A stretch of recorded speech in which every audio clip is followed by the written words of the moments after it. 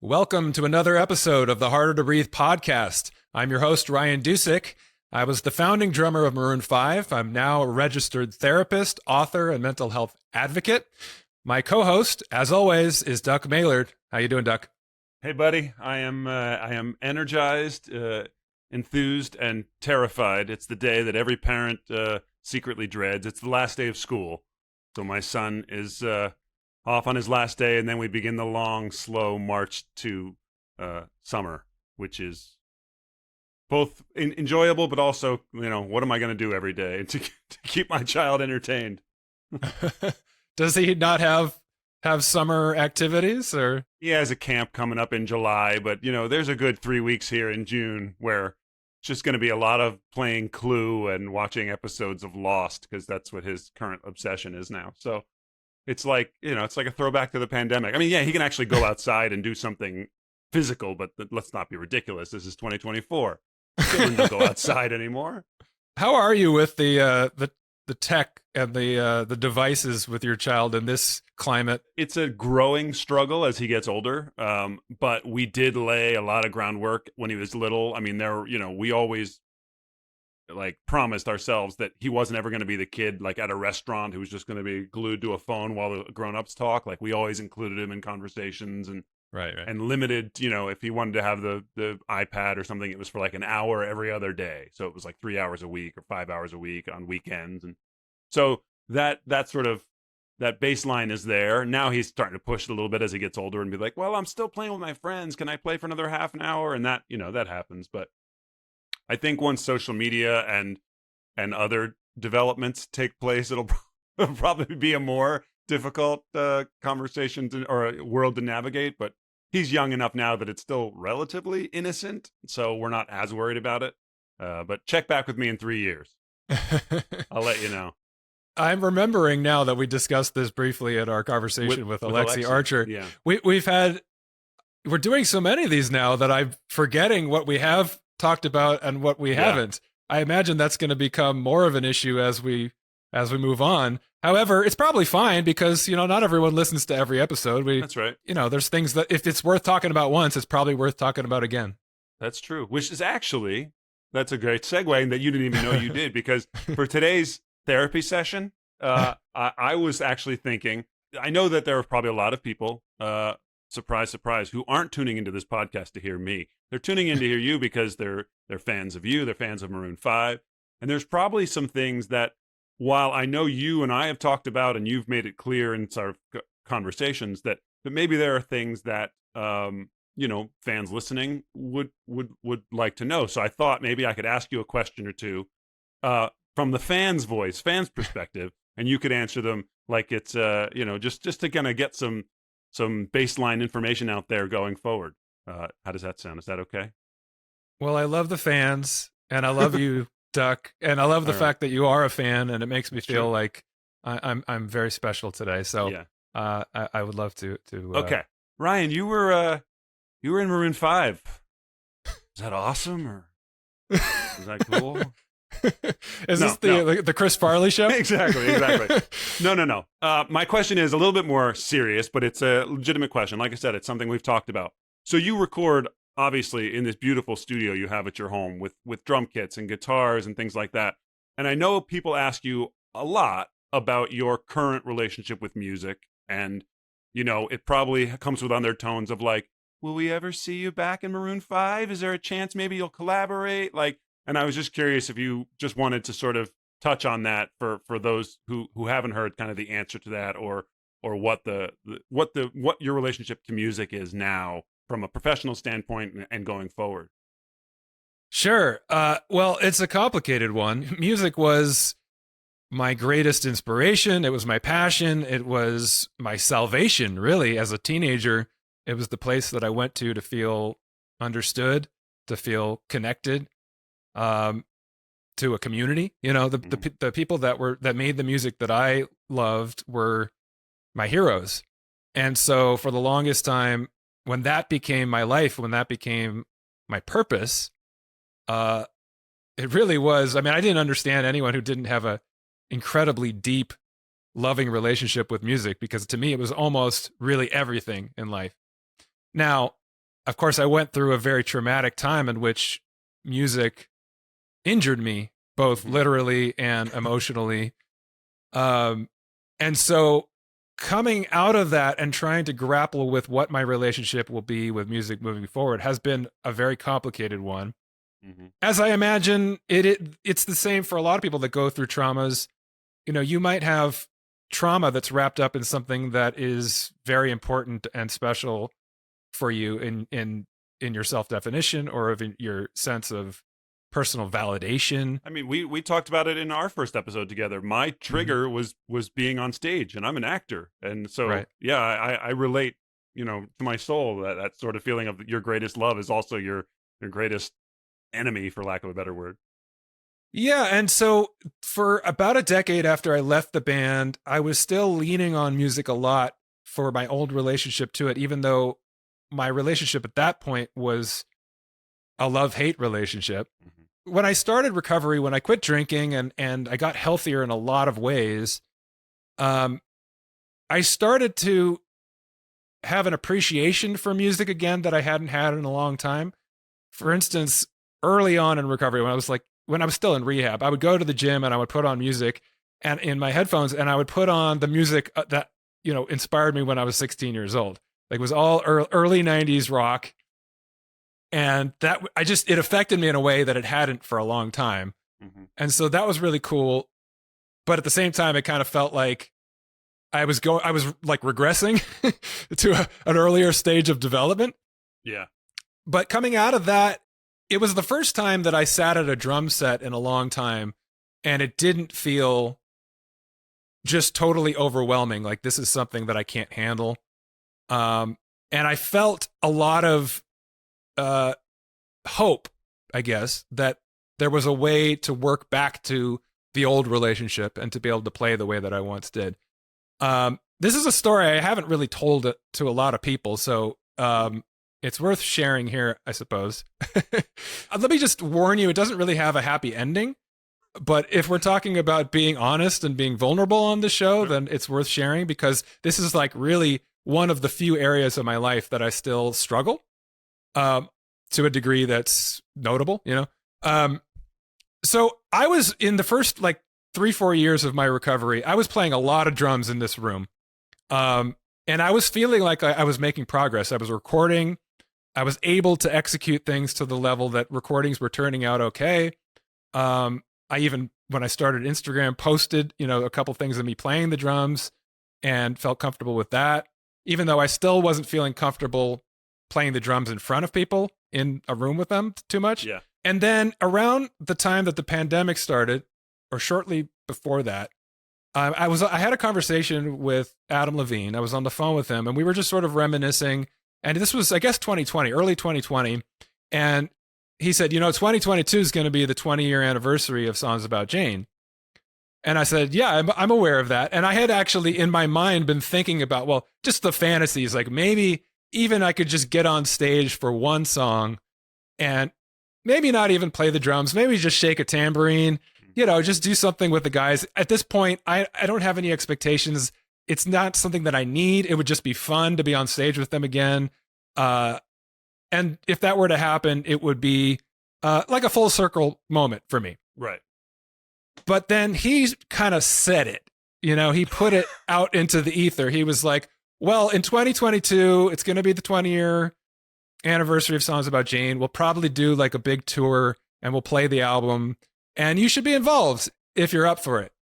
I don't know what he meant by that. I'm sure he didn't mean you should play the drums for the whole set, Right. but he probably meant just come on stage and do something. But immediately when he said that, I was excited and terrified. And I think that shifted something for me. And then, of course, the pandemic hit, and that affected all of us in a lot of ways. I went through the hardest time I've gone through in my recovery when we were in quarantine. And, you know, just isolation, I think, really affects me negatively, Sure. which is true for any addict in recovery. But really for everyone, you know, isolation is not the healthiest way to exist. But some combination of those things, somewhere along the line, I started to regress and lose the ability to play the drums again.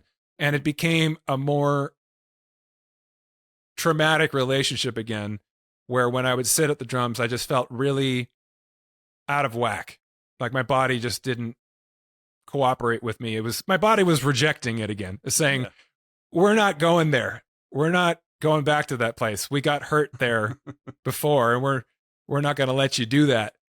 Which I appreciate that part of me for its survival mechanism. Yeah. And I've literally sought out every kind of therapy I can possibly imagine to work through this, because cognitively and even emotionally overall, I'm doing really well. It's not hindering me in terms of the work that I do as a therapist, even the extent to which it affects my ability to go on stage and speak. I'm working through that, and I make it a part of what I do, even though it can be a little triggering. I'm like, I'm not going to let that stop me do something I know is purposeful and fulfilling for me. Yeah. So in all those ways, even when I'm challenged, I'm able to work through it. I'm able to overcome it, and I'm able to take my own advice. However, with the drums, I've really identified that as the focal point of my trauma at this point. And so it's not always easy, no matter how much I meditate, no matter how much I try to be mindful of achieving a state of presence and radical acceptance and relaxation. Every day is a challenge to try to get my body and my mind to a place where it's comfortable with that. And it does affect other areas of my life, but nowhere else as profoundly as that. Yeah. So for that reason, music continues to be complicated for me. I'll always have a deep appreciation and gratitude for the experiences that I had making music, performing music, being inspired by and feeling connected to the music of others. But I don't feel it in the same way with the same just sort of innocent joy that I felt when I was younger, before all of that. I sit down at the piano or pick up a guitar absentmindedly and sort of noodle. Do you do the same with all instruments, or everything except the drums, or do you not even do that at this point? No, I do. And I love picking up a guitar. And of course, with the other part of me, the obsessive compulsive part of me, I have to sort of distract myself with something else while I'm doing it, because I'll just get really hung up on like tone and like, you know me. Yeah. You know me. I can spend an hour and a half dialing in tone for his sitting around and noodling session. Exactly. I'm just trying to like strum the chords to a Pearl Jam song, and I get distracted. Oh, this needs a little bit more mid-range gain. Yeah. It's always about the mids. Yeah, it is. No, I do. And you know what's interesting? I've discovered when I have jam sessions now, I often will just play bass or rhythm guitar and sing, because the other musicians in my family and friends often are not singers, but they're good players. And I'm happy to be the guy who you've mentioned, knows every Beatles song. Right. Even though I'm not a great singer, I'm just like, I have all the chords and the lyrics, and I'm happy to be the guy that can like carry the song while everyone else gets the jam. Gotcha. And so that's fun for me, because there's no pressure in that. It's not a performance, and it's not my main position. I don't pretend to be a lead singer or a great guitarist. It's just the joy of music. And I find that when I am singing and doing that, my focus on whether I'm doing it really well or not kind of falls away. It's really just, am I facilitating this jam session? Right. And so oftentimes when I'm playing alone, I'll turn on the PA system and I'll plug in my electric and do both together and just kind of pretend like I'm jamming with others, because with the volume of it and with all that sound echoing around the room, like I'm not really tuned in to like, did I strum that perfectly in time? And did I grace the strings just right? And, was I perfectly on key? Like the kind of things that my mind tends to go to as a perfectionist. And so those are the moments when I feel most tuned into that innocent joy of music. And so I like I said a little earlier, I have to distract my mind a little bit. I have to go to a place where I can kind of just not get too overwhelmed by those intrusive thoughts. Right. It's a challenge, it's the kind of thing where when you have traumas, they don't ever really go away completely. It's a part of your being, but you learn ways to work through them, and in some ways it can become your superpower, because you have this thing in your past that was so challenging, but also becomes defining of your resilience. And even if you're not able to overcome it completely and you still have scars from it, as we all do, the ways in which you've had to work through it becomes a part of your self-definition as much as the pain of the thing you went through. Yeah. And I'm sure that there's a mental health metaphor there in terms of your ability to let go of the obsession of the perfect tone and the perfect chord and everything when you're playing with friends and family. You know, I'm sure, like I said, there's an easy one-to-one comp of like when you're worrying about lifting other people up, when you're worrying about making sure the groove doesn't fall apart and the jam is going well, all that stuff goes away and all that stress. So I think there's an easy lesson in there in terms of like service, you know, and doing things for others gets you out of your own head because you're not worrying about, am I doing this perfectly? All you're worrying about is that person being taken care of, is that person's needs being met.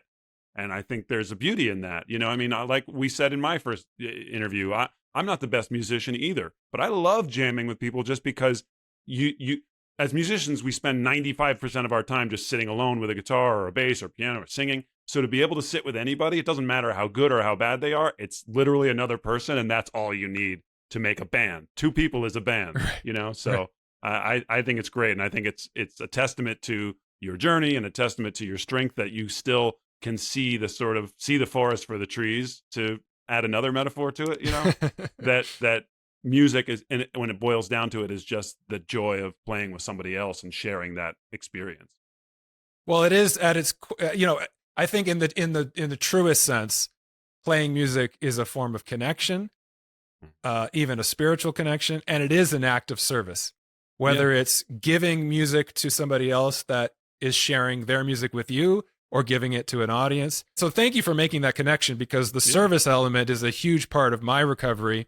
It's a big part of what I do today, and that is helpful because it is very tempting to get wrapped up in the ego of it, right? It's like, well, here is what I did in the past, right, that was so defining of me and my accomplishments, and letting go of that to a certain degree and just embracing, well, what is the purpose of it now? It's not that.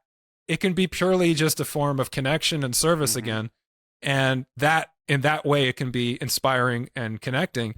So yeah, thank you for that. And let's maybe segue now to talking about who we're having on the show today. Yeah, I was going to say, because we could talk about this forever. Obviously, two musicians and probably fans who love hearing your opinion on music, your stance. But yeah, we should get to our guest.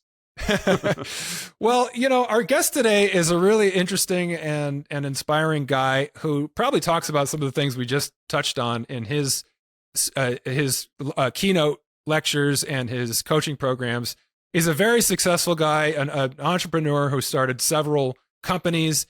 He's a best-selling author, multiple best-selling books, very accomplished speaker and coach and mentor. He has programs and he does individual coaching.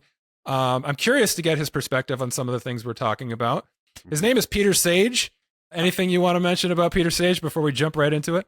We're pretty far into this project now, and we haven't really had the opportunity to kind of interact with listeners. So if you have comments and questions, things like that, you can always reach out to us through the Instagram handle at Harder to Breathe Podcast. But we also have an email address, so you can write us. Drop us a question if there's something specifically you're curious about Ryan's take on. Let's be honest here. No one cares what I think. But if you want to say, Duck, shave that mustache, you can email us at Harder to Breathe Podcast at gmail.com. But like I said, also through all our socials and things like that, you can reach out and maybe we'll have an opportunity to address it or answer a question. So don't be shy. We'd love to hear from you. You just wait, Duck. You're going to have your own coaching programs and online courses. Before you know it, you're going to be sought after for your opinion on all of this. I'm going to be too big for this, buddy. I'm sorry. I'm going to have to move on. But, one day at a time, right? Absolutely. Yeah. All right. One day at a time on the Harder to Breathe podcast. Without further ado, today's guest, Peter Sage.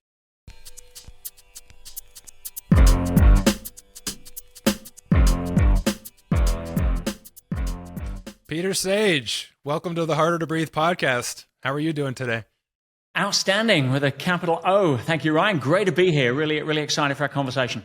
Excellent. Glad to have you on the show. I've been looking at your stuff online. You seem like a very busy man. You're an inspiring guy. You've got a lot of irons in the fire. So tell us a little bit about what it is that you're doing these days and just some of the stuff that we're able to see online. But what's more to know about Peter Sage in this moment in time? One of the big transitions that I went through a few years ago was going from as an identity as an entrepreneur, predominantly an entrepreneur who was interested and passionate about speaking and personal growth, kind of a parallel passion since I was 17, to really swapping that identity over and really making the helping other people my primary business. So I kind of became a speaker, trainer, coach first, and just happened to run a business by it. And that was quite a big shift for me, to be fair. But I've got a lot of crazy irons in the fire. My goal right now is to really empower a lot of my trainers to go out and really facilitate a lot of the work that we do with others, helping them, especially in the area of mental health. And over and above that, I'm involved in some pretty crazy stuff. I'm doing a row across the Atlantic at the end of the year to raise hopefully about $1 million for mental health. That's daunting. That's a whole different animal to what I'm normally used to. From where to where? From La Gomera in the Canary Islands. I actually live in the Canary Islands in Tenerife, but every year you've got the world's toughest row, they call it. And it goes from La Gomera, where Christopher Columbus set off, and across the Atlantic to Antigua. And I'm in the pairs, so it's in a little boat, no engine, unsupported. And you're not even allowed to hold up a pair of underpants to dry because they class that as wind assistance. You've all got to be oars and arms. And just to give you an insight into that, on the pairs, one person rows for 2 hours while the other person either sleeps, rests, or does boat stuff, cooking or what have you. And then you swap. So there's somebody always rowing. So it's 2 hours on, 2 hours off, 2 hours on, 2 hours off, 24/7 for 2 months. Now, what possesses someone to do, other than obviously the philanthropy, the charitable aspect is wonderful, but there's a lot of things you could do to raise money for a charity. What You can just reach into your wallet and give somebody $20. Come on, we don't have to row across the Atlantic. So what is it? I mean, I noticed you're a member of something called the Dangerous Sports Club. What is that, and what drives you to do stuff like that? That's the DSC was actually founded at Oxford University a few decades ago. They were credited with the first people to actually invent bungee jumping. And it kind of took on some folklore, and I became an honorary member a couple of decades ago. One of their founders, David Kirk, enrolled me. And that really, it epitomizes using sport as a way to push boundaries to see what's possible. Not just to do what's crazy, but to really use it as a metaphor for life. One of the greatest days in a human being's life is the day they realize that life is a growth-centric experience, not a comfort-centric experience. And most people want to transform, but they also, for some reason, think that transformation happens inside a comfort zone, and of course it doesn't. So, for me, taking on the world's toughest row, there's two sides. One is that I want to see if I'm still qualified to teach what I teach. I teach self-mastery. I teach the inner game. And sometimes you've got to realize that theory doesn't cover the price of admission to the higher levels of greatness. If you're a relationship coach, expect a problem in your relationship so you actually have the opportunity to solve something so you can demonstrate you're qualified to teach. If you're a health coach, expect a health problem. It's just the way the game's set up. And for me, I could imagine myself after a month being in the middle of the Atlantic, where the nearest land is 5 kilometers underneath me. It's 2 o'clock in the morning. I've not eaten for 24 hours because I'm seasick because the swells are at 3 meters. We're being tossed around like a toothpick in a jacuzzi. I'm weak. I've got salt blisters on my hands. And at 2 a.m. in the morning, I've got to get out of my little cabin that's about, only not even long enough to stretch my legs and go row backwards in the dark in a swollen sea for 2 hours. That's when my mind's going to give me every single excuse. That's when I'm going to be questioning the very depths of why I'm doing this. And that's where I want to find out what the answers are going to be. So in order to do that, you can't intellectualize. So part of it is I want to see where I'm at just to see if I'm still qualified to teach. It's not an ego thing. I don't need the ego stroke. I'm not in my 20s. There's nothing to prove here. I just want to self-reflect where I'm at. But the other thing is this. If we can inspire people, and obviously, Ryan, you totally understand where I'm coming from here. I mean, the amount of people you've inspired in your career. But if I get to the end of the row, for me, that was a huge ordeal. But for somebody else, their huge ordeal could be having the courage to leave a narcissistic relationship they felt trapped in. Somebody else's row could be finally putting down the antidepressants, stepping up and getting their ass in the gym. Somebody else's row could be having the courage to face the stage 4 diagnosis and come from a place of being able to forgive themselves rather than beat themselves up. Somebody may be inspired to run their first 5K because they just saw me row 5,000. So it's really about having that level of inspiration to others. And while I teach the one side of mental health, which is self-mastery, we're all too familiar that there is a huge other side of that, which is the anxiety, the depression, the suicide, the mental angst, the PTSD. And so many people don't have the tools or resources or inspiration to do something with that. And hopefully, just with me doing something crazy like rowing the Atlantic, I might be able to just hold up a mirror to remind them of their own greatness and that there is a way. Well, you've made it sound great. I'm on board. So let me know when I can sign up because I'm ready to row. Teamcheerfulness.com. In fact, that's our team name. All right. And, Okay. And it's taken from cheerfulness in the face of adversity.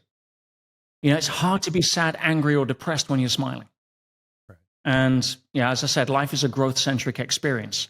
And, if you can make humor the heart of morale, it goes a long way to shifting mental health. So if we can make jokes when we're being thrown around the ocean, right? Then and when we're hungry, tired, blistered, and don't want to play anymore, and I don't want to go to school today, and all of that stuff, and we can still find a way to put a smile on it, then that's what we're looking to do and show people it's possible.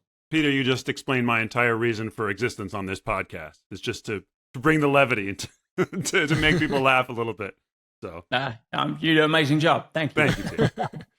So what you're not saying is that everyone needs to do death-defying acts in order to prove their strength and courage and ability to overcome challenges. You're using this as a metaphor for whatever your challenge may be that is as grave and as incredibly challenging as rowing across the sea. You use the death-defying stuff to idiots like me, but fear-defying is a different game. Got it. Okay? Again, your fear-defying act doesn't have to be rowing across the ocean. It could be having the courage to say sorry, where normally your ego gets in the way. What is your fear-defying act? That would be a better way of framing it. Okay. And so you said this is not ego. This is not just an adrenaline junkie thing. This has a purpose behind it in terms of your understanding of yourself and where you're at and how other people could relate to that. Was it always that, or was it? I mean, when did you get into this kind of level of athleticism that is that demanding? Did you always have a passion for it? And was there a time when it had a different meaning, or was it always this act of challenging yourself in the way you're describing now? Great question. And to lean into that, at 10 years old, I had my first life ambition, which was to join the parachute regiment. I wanted to be an airborne soldier. That was as a kid, I grew up, I joined the Army Cadets, and that was going to be my career. Thankfully, it never happened, right? But what it did do as a young man growing through those formative years of kind of early teenage up to 15, 16, 17, is it did instill in me the understanding that health and fitness are a priority. And so I've always kept myself in shape, even if my career at 17 went from wanting to do the military to suddenly wanting to be an entrepreneur. That was the career I left the last 33 years. Where was that, Peter? I don't mean to interrupt you. Just where did you grow up? I grew up in Leicester in the middle of England. Anyone that knows soccer, it was a big deal back in 2016. And for anyone that likes the sun, never go there. In fact, never go to England, full stop. That's why I live in the Canary Islands. Smart. So you dropped out of high school when you were just 16 to pursue this new career as an entrepreneur, right?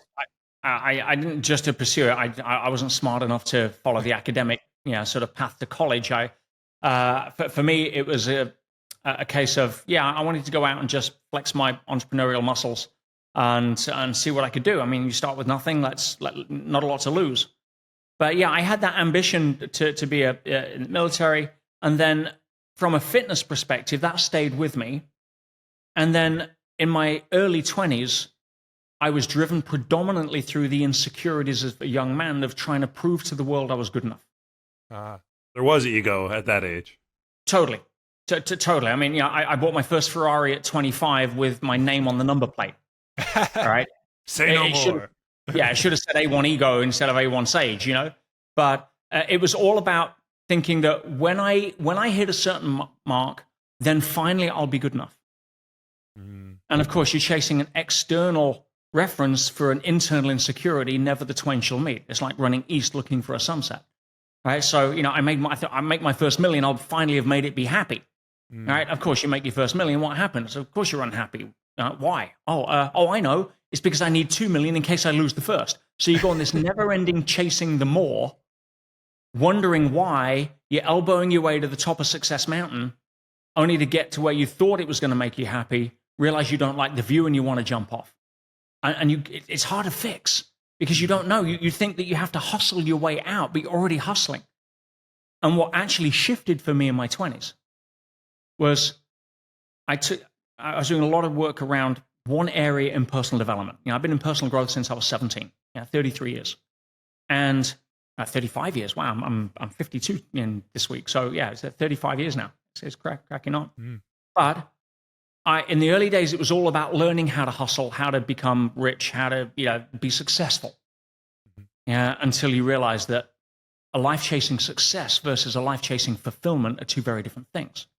Right. And so I realized that the area I focused on in personal growth was an area very few people look at. Everyone's chasing a goal setting or hustling or doing this or whatever, but human behavior is what I became fascinated.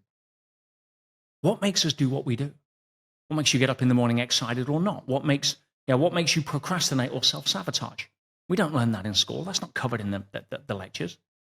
People still think procrastination is a lack of motivation, which is why they never cure it. So, when I started to shift and look internally, and from the perspective of moving my top driving need, which at that time was significance.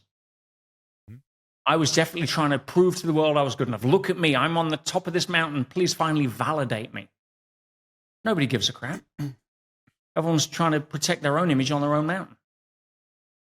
Right? So when I replaced significance with the need for growth and contribution, not growth so I can look better, but growth so I can contribute, everything shifted.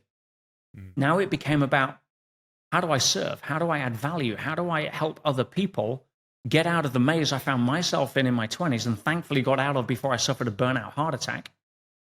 Some aren't so lucky. And really, I found it was more satisfying doing something that put a smile on somebody's face, changing a life, adding some value, than it did buying another supercar. Right? It was no contest. It was like, how did I miss that for so long? But you're not born enlightened, right? You're born having to, and for me in the slow learners club mainly, having to figure it out. So that was really, and I did some crazy fitness stuff. I ran the Marathon des Sables 21 years ago, before ultra marathons were kind of mainstream. It was a marathon a day, back to back for 7 days across the Sahara. Day 4 was a double marathon. And I did that initially, I think, just to try to prove something, brag in a bar, I don't know, whatever. There was definitely an element of that. I was about 29, 30 years old, whatever it was. But something happened on that race that was a big catalyst for me. It was the day of the double marathon. So you're running 84 kilometers that day, 52 miles in 50 Celsius, 130 Fahrenheit. Water's rationed to 9 liters a day. That's for washing, cooking, hydrating. Once it's gone, it's gone. In the most inhospitable terrain in the world. And I woke up that day with food poisoning. I tried to save money the night before by not hydrating my food enough because it's all rations and you're self-sufficient. And at 5 in the morning, my stomach woke me up gurgling and doing stuff, and I was purging out of both ends. It was not a pretty sight. And I got to go run 84 kilometers. All right. And I'm like, I couldn't even run. I couldn't even have the strength to put my rucksack on my back. But my friend helped me. I plodded off. They fired the gun. 600 competitors went off that day in the sand. I was like, I struggled to walk. But you got to at least be at a certain checkpoint by a certain time or you're out of the race. So I struggled with it. And by 8 o'clock that night, the sun was setting. The shimmering on the sand was fading off. and the temperature drops fast in the Sahara. It goes to 0 at night. There's no cloud cover to retain heat, so it drops really quick. So you've got to run just to stay warm. And I'd covered about 30 miles that day. I've got another 20 miles to run through the night. And I'm done. There isn't a motivational tactic. There's not a phrase that there's not a kick yourself up the backside. I'm done. And I sat down on this rock, and I was going to quit. Just about to start crying. Everything I'd given for this.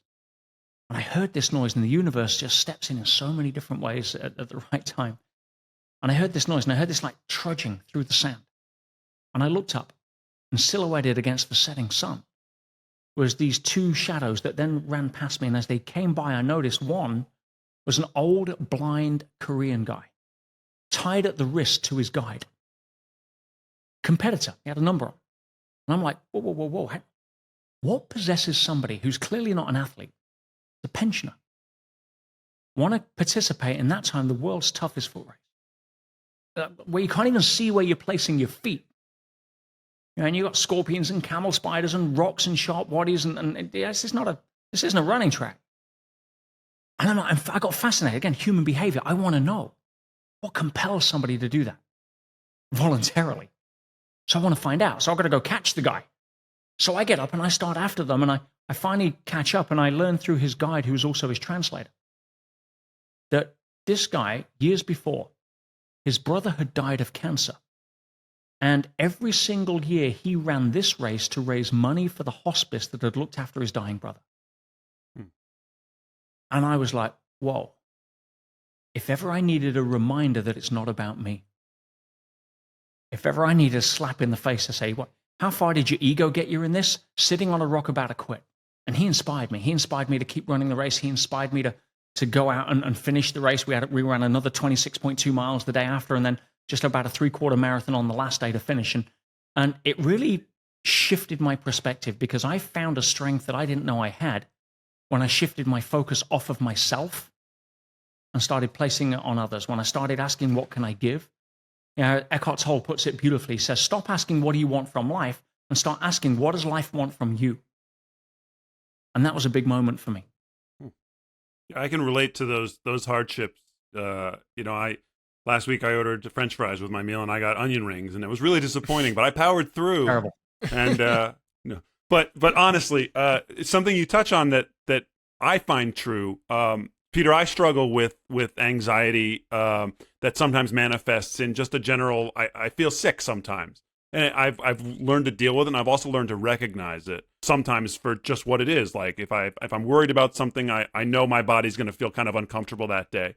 And if I have a task that is, like Ryan and I were talking about before, service to others. So I'm my son's Little League coach, or if I'm going to teach an acting class, if I force myself to power through, the second I'm there worrying about other people, that feeling goes away. I no longer feel sick. I no longer am worried about it, because I've got other people who are counting on me, And so I think there's a lot to be said for, taking it out of your own head and taking it out of off your own shoulders and saying, there are other people relying on me, and there are other people who are going through things, and my little problems in this moment don't necessarily matter. And so there's power in that, empowering to people listening to say, a lot of times when you feel like, I can't get up off this rock, I can't take another step, but look at that person who's doing something for somebody else. If they're motivated to do it, so can I. So I think there's a lot of power in that. Anxiety is the emotion of growth, providing it's unresisted. It's the resistance to what it is that you don't want to face or you're worried about that creates, for most people, the majority of the anxiety. But I see the human body is an amazing machine that has been constructed in intelligent ways that a lot of the time are beyond our perception of understanding. And somebody came to me the other day and said, oh, I'm depressed. I says, oh, great, it's working. I said, what do you mean? I'm like, well, depression is like the rumble strip on the freeway. See, if we're going down the freeway and we lose focus, we hit the rumble strip. It's there to get our attention. If you're depressed, it's because your attention is too focused on yourself. And every person I've worked with at that level, if we get them to focus on what they can contribute, even if they don't think they've got something, but get them in the game. Go serve soup at a soup kitchen if you have to, and see how lucky you are at that point. Because gratitude and depression don't live in the same room. And if you are feeling anxious, it's, the outside world doesn't fit the pictures of what you want it to look like on the inside. And if we start to reframe it, hang on, that's the emotion of growth. And why are we here? It's a growth-centric experience. You then default back to Einstein, who asked a very powerful question. Well, he said, the most powerful question you could ask or answer in your lifetime is, do you live in a friendly or a hostile universe? Now, what he was getting at there was, if you say, I live in a hostile universe, you're going to look at everything through a fear-based lens. You're being judged by other people, what I call swimming in Goop, G.O.O.P, the good opinion of other people, right? You are going to be looking from a lens where you're training your brain through neuroplasticity and conditioning to be scared first and open second. So now something triggers in your peripheral vision, and now you become anxious and you don't even know why. Right? Because of that level. So you live in a fear-based universe. Now, if you live in a friendly universe, that's different. Now, instead of things happening to you, you say, well, they're clearly happening for me. If something goes wrong, you start asking better questions. I'm saying, the difference between look at what I've lost versus look at what I've learned is a difference between a life on antidepressants versus a life in freedom. What Einstein was actually alluding to was, there is no friendly universe. There is no hostile universe. You live in a self-reflective universe. And your reality is going to be mirrored back to you, and that's going to show up from the place of how you feel as a majority of the time. That's how I see the game pieced together at this point. And when people get that, they stop resisting their anxiety, because now they're asking questions. Okay, what's triggering me here? What pattern's coming up? What do I need to look at? How do I grow through that? Why am I so depressed? And it's because I've either attributed way too much importance on an outcome that I can't control, or I'm trying to control things I can't control, usually other people, or I'm expecting me from everybody else. Good luck with that. Right? And I've stopped learning to appreciate and enjoy where I'm at, knowing that we live in a time in human history our ancestors have dreamed about. And now, to quote your level of facetiousness there, Doc, people get upset for real because they get the onion rings instead of the fries. Right. And now they're having a bad day. Or somebody who's having a bad day cuts them up in traffic, and now it passes on to their bad day as if they're playing tag. Like, guys, come on, take a breath. Right? I'm going to offer everybody listening here, if they would play this for real, right? Imagination, but play with me, see what shows up. I'm going to offer $100,000 in cash, tax-free, to everybody that can write a list of 10 specific things. Ready? 10 things they don't like about their life. I've got a sneaky feeling that everybody would win that game. But I got another game. I'm going to give $100,000 if you can write a list of 10 things you can actually be grateful for. And if you believe that was true in terms of that you'd be able to do it for $100,000, I got news for you. Everybody would win that game. Meaning that both games are available to play. The only variable is, which game do you choose to play? And I can tell which game you've chosen to play by your emotional state. But saying, I can't feel happy because, is bullshit. You're just playing the wrong game. Now, I get that some people are so conditioned that they're more committed to keeping hold of their story than letting go. I know there's other people that don't know how to let go of their story. They don't have the resources and they need support. But the vast majority of people have simply settled for a level of victimhood that has become what I call a secondary need vehicle. How do you get out of that? What is the tipping point to go from victim to achiever? Or victim to neutrality? Courage. It requires courage. If you can understand that some people don't want to face the level of courage because they're scared of failing, so they'd rather keep hold of their victim story like a trophy, and if you try to wrestle it out of their hands, they'll fight you for it or find a new one. In fact, if their enemy dies, they get upset because now they've got no one to complain at. There is that level. And then there's the people that really genuinely want to get out of that.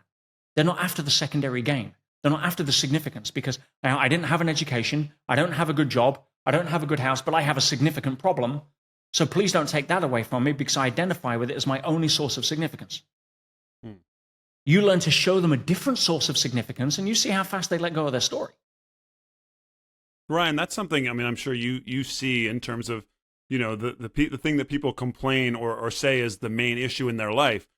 When you attempt to break that down and sort of help them escape from that, there's probably a lot of pushback because it's all they've known and it is their identity, right?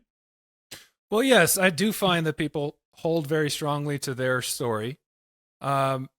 And that can be a self-fulfilling prophecy. You tell yourself that story over and over again, it's going to come true. Whereas if you start telling yourself a different story, that story is more likely to come true. That was true for me. When I wrote my book, I was at a place in my life when I wanted to recreate the narrative of what had happened in my past that was affecting me in the present. And doing that allowed me to have a new perspective on what I was going to take forward from there. And it has been a self-fulfilling prophecy in terms of my own relationship with myself, going out into the world and changing my relationship to life in a more positive way. But Peter, I wanted to ask you, I'm curious about human behavior. That's kind of what led me into this field of psychology. I realized long before I had a passion for it that I was always curious about what made people tick, why they were the way they are, and what they can do about it to change that. Now, the knock on psychology often is that we focus too much on the past and too much on the why. And if I were to say that there is one knock on perhaps motivational coaching or mentoring as a profession, is that it does tend to focus more on the present and the future and disregard the past a lot. So my question for you is, does the why matter? Is it relevant, or is it always irrelevant? Is it just a matter of mindset, shifting your mindset into a place where you can then walk into the world with more courage? Or for some people, at least, if not all people, is it relevant ever to look at the why and find some resolution or closure and or healing from those wounds before they're able to make that choice to change their mindset? Obviously, context is definitive. But in my experience, you do have people that if you have a tentative grip on an old story that you realize isn't serving you, it's easier to not worry too much about that and move forward. If you've got a recurring level of trauma, if you've got something that has been anchoring you into a repeat pattern, then we know unless you're McFly, you can't go back and change anything, right? Stewie Griffin and his time machine, great, but that ain't going to happen in our reality. You can't also ignore it. You can't just say, stop focusing on the past and move forward, because that's just not going to work for somebody who is re-triggered consistently and has trained themselves to be re-triggered to bring up emotions that are disruptive. So the most powerful way that I found is knowing you can't change the past. What you can change is the recontextualization of what that means in the past. Mm-hmm. And when you shift the meaning to something, everything changes. You can't change the content. You can always change the context. I had a gentleman who called me up, his former business partner, and he said, "Pete, I'm really worried. I've not slept for a couple of days." He says, "I don't know who else to call." He says, his name was Marius. He says, "Marius, talk to me, buddy. What's up?" He says, I had a pain in my chest, and I went into the doctors, and there's kind of a lump, looks like a metastasized lump, and I'm scared because I think it could be cancer, and they've taken a biopsy, and I won't know for another week, and I'm freaking out. What do I do? And I said, "Marius, I ask you a question. What are you really afraid of?" He said, "I'm afraid of dying." I'm like, "No, you're not." I said, "Everybody dies. What are you really afraid of?" And he said, "I'm afraid of leaving my two sons." He got two beautiful boys. One was 9, one was 11. I knew the kids. He said, "I'm afraid of leaving them." I says, "Well, let me ask you a question. At some point, do you want to leave them?" "What do you mean?" He says, "Well, every parent's wish that their children outlive them. Right? No one wants to bury their kid." I says, "So at some point, it's going to happen. You just don't want it to be now. I get that. But at some point, you want to be able to leave them." I says, "Let me play a scenario here. Let's say it's in, 20 years, 50 years, 100, it doesn't matter. Whenever it happens, imagine 5 years after you've gone. Would you be able to help them?" "No." I says, "Actually, you can. You do it now.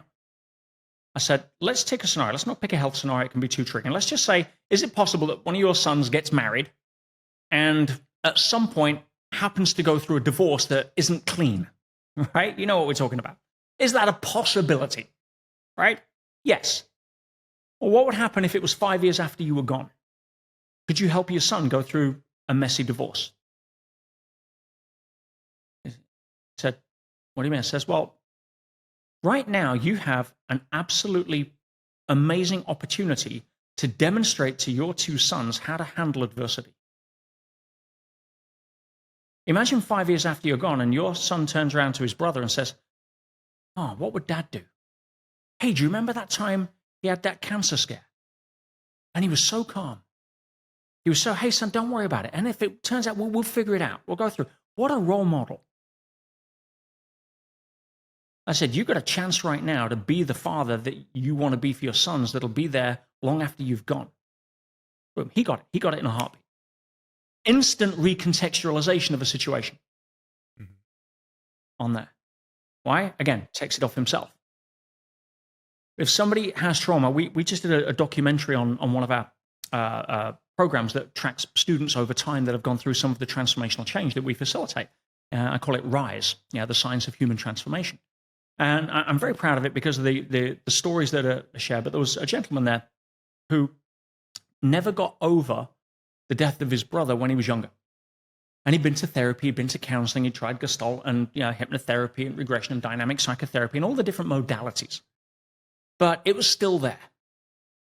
And we took him through a process where he wasn't allowed to put the pen down until he'd come up with so many reasons to be grateful for why that happened that if he could go back and change it, he wouldn't. It took him 78 reasons in 3 hours.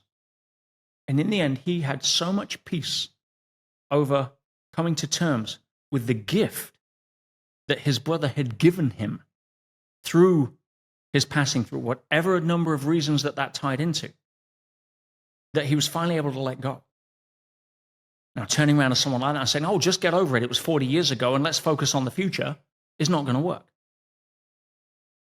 I was in Japan at a big seminar I was doing for 1,000 people 10 years ago in Tokyo. And I was talking about lessons from 9/11. I was with Tony Robbins in 9/11. You ever heard the story where the woman got a message from her fiance while we were at the event and he went down with the building?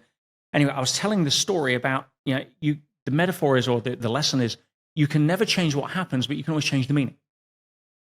And this person stood up in the middle of the room, 1,000 people in Japan, spoke English, and said, my childhood sweetheart, when we were at college, she got a grade in her exam that her parents were upset with, whatever. She climbed to the top of the roof during the recess and jumped off the building and killed herself in front of everybody in the playground. Said, and I can't give that a different meaning. I've never had a relationship like that. And then you have 1,000 people stare back at you at the stage waiting for an answer. Like, how do you help this guy? And I saw it in a heartbeat. I says, ask you an honest question. I says, if it was possible to have a loving relationship, would you want one? If it was possible. Forget the current trauma. I says, yeah. I says, let's just say that you were to be in a relationship. Let's just say, do you want to have kids yourself one day? Yes, I do. What would happen if they came home from school and got a B instead of an A on their test? How would you treat them? Oh my God, I would tell them how amazing they were, how grateful I am for how clever they are. I would support them. I'd say, I'd build on the fact that it was better than what they could have gotten and encourage them to move forward. I'm like, yeah. Would you ever chastise them for getting a B? God, no. Seen the consequences of that. I says, so your childhood sweetheart gave you one of the greatest gifts in her actions of being able to do something that left you with the ability to be a far better parent than you may have been. Why do you want to bury that gift with her when it was her last gift to you? Boom. Tears, release, understanding, shifting the context of what that could be.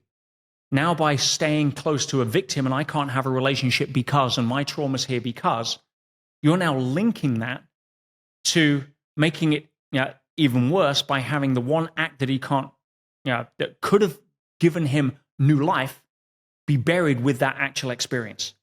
Now you dishonor the honor of her by not going forward to become a better parent, rather than thinking you're honoring her by staying in the trauma.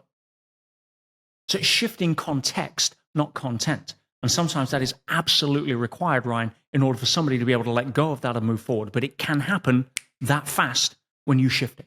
I have a follow-up to that, Ryan, if you don't mind. Peter, when you are doing these seminars for 1,000 people, for example, or I'm sure you have online courses and things like that, or you're training people to teach the methods and the solutions that you've learned. If you were teaching a more quantifiable skill, math, for example, 2 + 2 = 4, and you can teach a room of 1,000 people why 2 + 2 = 4, and there's no wiggle room on that answer.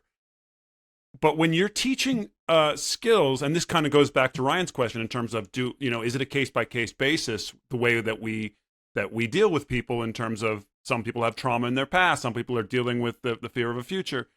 As an I've taught acting, and I'm very careful to explain to the people that are in my class, what I'm teaching you is not the be-all, end-all of how to act. There are many different techniques. Some people are able to access sense memory and do the stuff that people refer to as the method. Other people rely on the text, things like that. It's more of an esoteric kind of intangible thing that I say, this might work for you, this might work for her, this might work for him.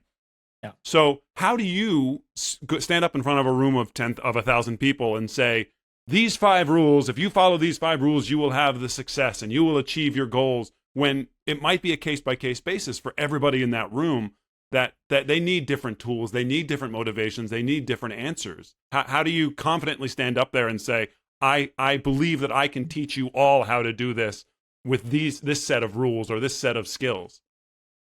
Great question. And again, we don't want to get confused here between left brain logical process and right brain subjective experience. Mm-hmm.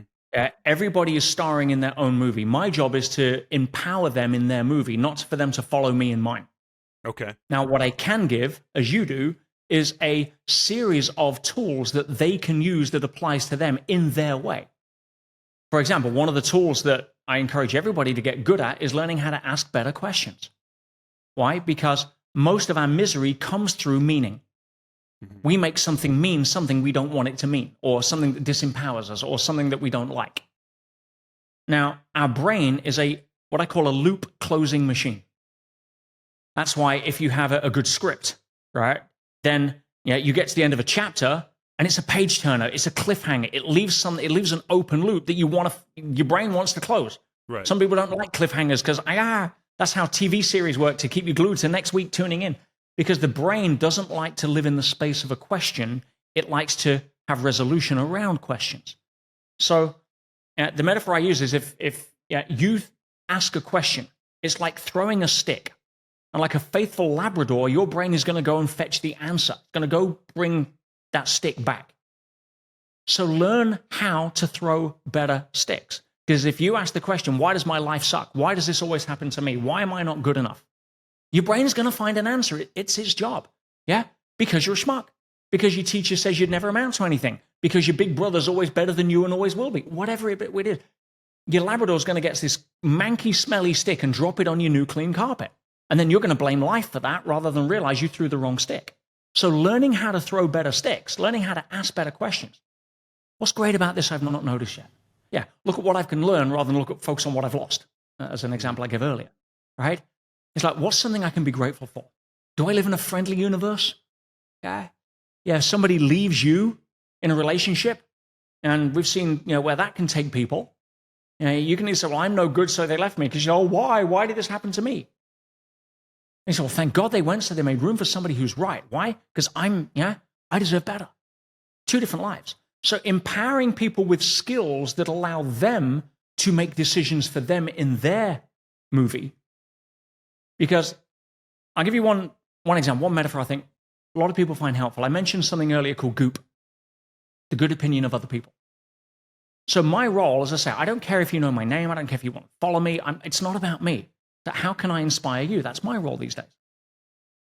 But I inspire you not by showing how great I am, by holding up a mirror for you to be able to see your own greatness and hopefully give you some prompts so you can wipe away the fog.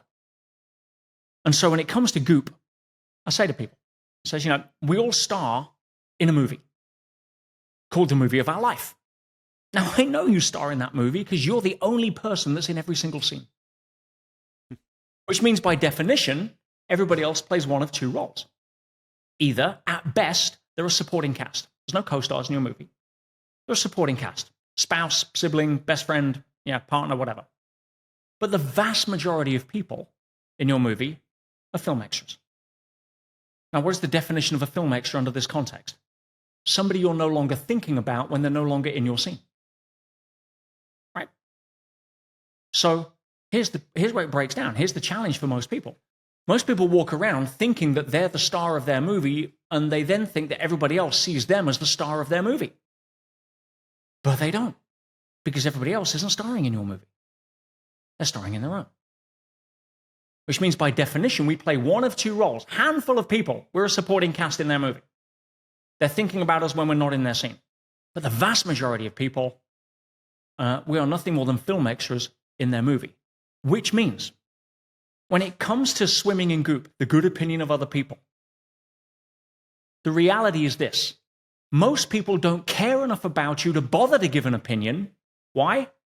Because they're too busy being worried about what they think you're thinking of them.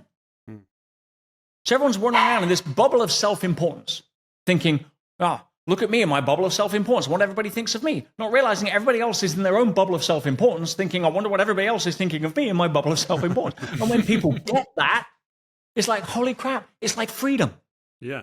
It's like, okay, now I can start starring in my movie. Yeah, Brad Pitt doesn't ask permission from film extras. Right? You live with no apology. Doesn't mean say you're going to be an a-hole, but you live from a place of personal power by drawing that back to you, by taking on the starring role, rather than ending up, as most people do, as some unpaid film extra in some big budget disaster movie they think they're a part of when they turn on the news. And that level of skill that I can empower people with, it's levels of awareness rather than 2 + 2 = 4. Gotcha. That makes sense. That's something that I talk with my clients a lot, the ones that are struggling with social anxiety specifically, because, the feeling that people have is that they're going to say the wrong thing, they're going to do the wrong thing, everything they're doing is being perceived as wrong, they're awkward, they're shifty, they're shaky. And the reality is, the other people in that context, whether it's a party or a class or whatever, they're so consumed with how they're feeling in that moment that when they walk away, they're not thinking about, did that other person say the right thing or the wrong thing? They're thinking, what did I say? And so we spend so much time fixating on what other people are thinking about us and whether or not we're doing it just right, when in reality, no one really cares.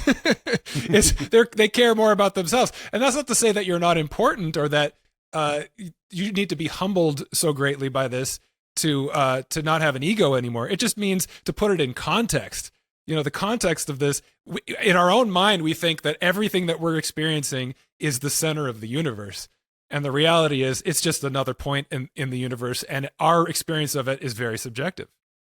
Or like you say, it's the center of your universe, but it's not the center of my universe. Something that's vastly important to you doesn't even register for me. And like you say, Peter, you're the star of your own movie. So somebody came to me and said, well, I'm shy. I'm like, no, you're not. Well, what do you mean? I'm shy. I'm an introvert. You say that to get out, to get your get out of jail free card from being able to hide behind the reality of what shy actually is. I said, there is no shy. Do you want me to explain shy? And I said, yeah. I said, great. Shy is, please don't let you discover me because I'm scared of how you'll judge me. You're not shy. You're petrified of rejection. So let's deal with that issue rather than try to get you confident to get over your shyness. You're never going to get over your shyness. Let's deal with the fact you're scared of rejection. Let's focus on that, right? And then the shy thing will just disappear naturally. But there is no shy. It's like perfectionism. What is perfectionism? There is no perfectionism. It is a way where people have created a word that sounds almost altruistic. Oh, I'm trying to do my best. Right? I'm a perfectionist. Listen, evolution is not finished. And if evolution hasn't figured it out yet, I'm pretty sure that we're not, right? Perfection is the lowest standard because it's unattainable. So let's say, what is perfection? Perfectionism is I'm scared of screwing upism for the most part. So I don't want to do a bad job in case. Well, no, done is better than perfect. And then you reiterate, you throw a better dart in the board. But when you see people, oh, I'm a perfectionist, I just can't, I have to do this, this, and this. No, you're using perfectionism as a way to procrastinate from doing the actual thing you want to do under the guise of thinking you're doing yourself a service by trying to make it the best you can. And that isn't attainable. I like what you said, that let's deal with the fear. Let's deal with that thing. Because the worry that I have in terms of asking people to be courageous, that is the goal. But if I walk into a session with a client and I tell them, well, you just need to be more courageous, that can easily be misconstrued as judgment, right? Yeah. And when you're telling yourself, well, I'm not brave enough, I just need to be more courageous, I just need to overcome this fear, you're essentially criticizing yourself. And that's not going to solve anything, because now you're already judging yourself, and now you're adding another level of judgment, and anything you do is going to fall short of the behavior that you're wanting to achieve. If you can shift into, where does that fear come from? What is it serving for me? How do I heal that part of me before I ask myself to be courageous?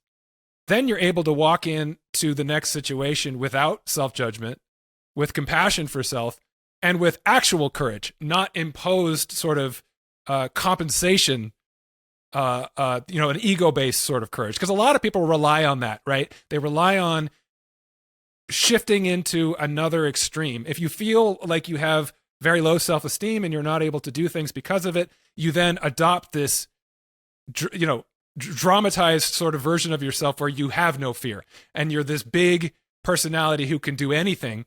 But it's not coming from a genuine place of security. It's coming from a compensation. So until you've dealt with the underlying fear, you're really just imposing another level of judgment. Does that kind of ring true? 100%. And confidence, I've always said, is the flip side to the coin of insecurity. But it's the same coin. When you can process your fears, and I call them unprocessed fears, because that reminds people that all we need to do is process them.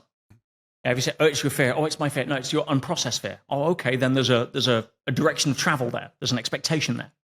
So if you can get to a place, ultimately where I take my clients, is not trying to be confident, not trying to be like pseudo-humble, but to a place where you've got nothing to defend, nothing to conquer, and nothing to prove. At that level, you don't need confidence. You don't need to try to have this bravado to get over some level of internal insecurity. Nothing to defend, nothing to conquer, nothing to prove. I'm starring in my movie. I'm just going to go do what I do. And everybody else's opinion of me is none of my damn business. And when people can come from that place, it's empowering. But you're right. A lot of people think, oh, well, I'm shy. I need to get confidence. Now, it can help along the journey to let go of some of the addiction to the insecurities that they had as being perceived to be shy. But it's not the answer. It could be a stepping stone towards the answer, but it's certainly not the answer. And you see a lot of that. The people that are the most confident are usually the most insecure underneath. Sure. Yeah, Ryan, you've talked about that fear of skipping a step in terms of just be brave and jump. Well, there's a lot of things that are holding people back from being brave and jumping, and we got to deal with those before they can find the true confidence to jump, Yeah, we spend a lot of time pushing down the things that are vulnerable and scary, and avoiding them, sometimes in relatively healthy ways. We have these parts of us that set out on a project to accomplish something, or to be a better person, to be more altruistic. And those are, it's like, is there such a thing as a bad reason to do a good thing? No, you're doing a good thing. However, if it's coming still from a place of fear, because you're compensating for that fear, you're trying to prove to yourself, as you described, Peter, earlier in your young life in your 20s, needing to validate your existence in some way, your worth, by accomplishing something, or whether it's money or it's a certain level of success in your career, you're sort of skipping that step of looking inward with curiosity at what is it that's driving this? Like, why am I in this place that I feel the need to validate my worth? If I can fix that, if I can heal from that, then when I step into the things in my life I want to accomplish, I'll be doing it from a place of authenticity, not from compensation, right? Authenticity is your superpower. But most people are afraid of it because they're trying to play this game of, oh, well, if you don't like me that way, I'll be this way. If you don't like me this way, I'll be that way. And it's a projection of what they perceive to be somebody else's approval strategy. It's not even what that other person's thinking, because as we know, that other person, right, is too busy being worried about what that other person's thinking of them. Right. Right? And it's the whole game. If you'll permit me, I'd like to speak into another aspect of that, which causes a lot of people to procrastinate. Mm-hmm. And I spent a lot of time around this because, like I said earlier, a lot of people think procrastination was down to a lack of motivation, which is why they then try to solve it with that and realize it doesn't work. And what I found is that, as human beings, we have two primary fears. We have two natural fears that we're born with, which is the fear of falling and the fear of loud noises. Everything else is learned psychologically. But the psychological fear is the fear that we're not enough, and therefore we won't be loved. You want to peel back the onion one more layer. And most of us will do almost anything to avoid those fears, which is where most of our adaptations of behavior come from that then end up being somewhat dysfunctional, self-sabotaging.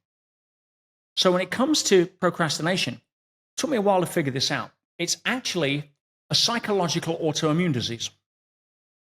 What do I mean by that? We're familiar with the physical immune system, and if you have psoriasis or you have rheumatoid arthritis, we know it's called an autoimmune disease where the body is attacking itself. The immune system thinks it's doing good, but in the bigger scheme, it's actually doing more harm.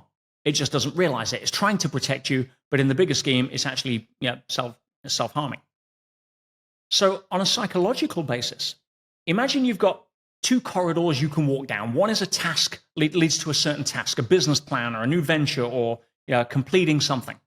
And the other corridor is a different task, an easier task. Well, your brain is so smart to protect you from the primary fear that if you go, let's say it's a new business or a business plan or something, going to prepare for an event, and there is a chance that you will fail or screw up in your mind, and you will be judged, or you will judge yourself. And if you get to the end of that corridor and you open the door and it's a failure bell that you're ringing, not a success bell, that's scary. So what you do is you protect yourself by switching corridors and walking down a corridor where there's a guaranteed success bell. I know I'm going to succeed at being able to clean out my cupboard. I'm going to succeed at being able to go, tidy my desk or whatever it may be, or go do something that distracted. That's where most people suck their time in the internet under the guise of research. You're not doing research, right? You're procrastinating, but doing research gives you the certainty that you think you can have more success in another corridor. No, you're just avoiding walking down it. So rather than go down that corridor, you will distract yourself, procrastinate, not because you lack motivation, but because your psychological autoimmune disease is trying to protect you from the fear of failure. So how do you deal with procrastination? You work on surrendering the fear at the end of the corridor you don't want to walk down. You get comfortable with, something, if the business does fail, or if it does screw up, or I do get a D on my report instead of an A, or whatever it may be, okay, what then? Because most of us project life or death circumstances on stuff that aren't really life or death circumstances. Yeah, let's have a plan B. Not because plan B is what I want to focus on, but lowering the priority is not what I'm talking about. Lowering the importance that you're placing on it is what I'm talking about. I've skydived in my career a few hundred times. I jump out of airplanes for fun and to relax. But if I'm not allowed to jump out without two parachutes, a main and a reserve. Now, if I didn't have a reserve, how much importance am I placing on my main chute? All of it. All of it, right? The fact that I have a reserve allows me to lower the importance or worry or anxiety or fear about my main opening. Now, it doesn't mean that say that I want my reserve chute to open, but I've got a backup. And sometimes it's like, oh my God, I'm so anxious. I've got to get to this meeting on time. Well, what happens if you don't? What happens if you're 10 minutes late? Right? Are they going to kidnap your children? Well, if I'm 10 minutes late, I'll make my apology. I'll have everything. I'll have the secretary send me the notes. I'll send a note in advance, whatever. Lower the importance on what the end of the corridor you're making scary. Have a plan B, and then your autoimmune disease, psychologically speaking, doesn't need to protect you, and you find yourself you're not even procrastinating anymore because there's no reason to not walk down that corridor. Make sense? Yeah. And most people will never understand the psychology of that, which is why they try to treat procrastination with motivation. Peter, I wanted to ask you, just because I know we're coming to the end of our time here, and I really appreciate all the insight you give. But one of the goals of this podcast is to kind of peel back the curtain on people who have achieved a level of success and who do convey or project an air of confidence, but still admit to having those moments of fear, anxiety, of weakness. And so we wanted to ask you, what do those moments look like for you? You know, are there still things, like you said before, if you're a relationship therapist, you're going to struggle in relationships, things like that. Are there moments and for things for you that you still struggle with having the confidence to achieve? And what do those moments look like for you, and how do you deal with them? Beautiful question. And yes, if you don't admit to that, you're not human. Mm-hmm. It's there's nobody's at the top of the tree that they can't fall off once in a while, here or there. A lot of it is where do you live versus where do you visit. But for me, a lot of my, I guess, concern would be about I don't really get anxiety because I've spent too long understanding what it is, right? But it's certainly concern. We'll put it that way. Concern, right? If I wake and I sleep. A lot of it these days has to do more with letting others down. Mm-hmm. Myself, I can live on dog food for 6 months if I have to, right? I can go and freaking row the ocean and get capsized and figure it out. And I play that. But when it comes to... And you do. Expectations of others. I've got 600 plus trainers. I want 10,000 trainers that can help take this work to other people, right? But I don't want to let them down. And what I find is that the best way not to let them down is to be authentic about what you screw up on yourself. Mm-hmm. And we all have lack of rapport moments. I shared in my trainings the other day. I was out at a restaurant and some guy, the maitre d' wouldn't let me in with my dogs because they weren't on a lead. And my dogs are exceptionally well trained. They have 50-word vocabulary. They're half on hand signals. They're like that. They're a credit. And I had a lack of rapport moment with this person. I had to go back and apologize afterwards. But we're all human on that. But I think the best example I could probably give, and I want to just sum this up in maybe 2 minutes because it's a podcast on its own. But 7 years ago, I was sent to jail for 6 months as the only non-criminal in Britain's most violent prison. Never been arrested, never been accused of a crime, still no criminal record. I was a civil prisoner. I was arguing a business deal in court with a multi-billion-dollar company that we'd done years before, multi-million-dollar deal. And I felt what they were doing was financial bullying. They were trying to screw me into a settlement, and I wouldn't stand for it. And they had a $100 million law firm and froze my accounts and put me on legal aid. And you can see where this is going. Mm-hmm. So I had a state-appointed attorney because I thought the judge would laugh it out of court in 5 minutes. They issued a contempt of court application saying I'd breached a freezing order. I hadn't. I looked at it. It was clever how they'd framed it. But no judge had entertained the reality of that. So I thought. So $100 million law firm with $250,000 legal power in the room and me with the state-appointed attorney. And they sold it to the judge, gave me 6 months. I lost my business. I went from 50 staff to 3 staff in 3 days. I lost my wedding. I lost everything. Ended up $350,000 in debt, right? 0 credit rating, and thrown into the most violent prison, unsegregated, similar to Prison Break. And some guy just got stabbed to death before I got there. Attempted murders weekly, blood on the floor is a daily occurrence. Not a nice place. But I'm like, okay, if the universe is putting me in here, it's obviously for a reason. I live in a friendly universe. I spent 25 years being able to help people with their mindset, but maybe the people I could really help never get to see our kind of work because they're in somewhere like prison. So if I'm going in, I'm not going in as a prisoner. I'm a secret agent of change. And I went in with the mindset of how do I help? How do I serve?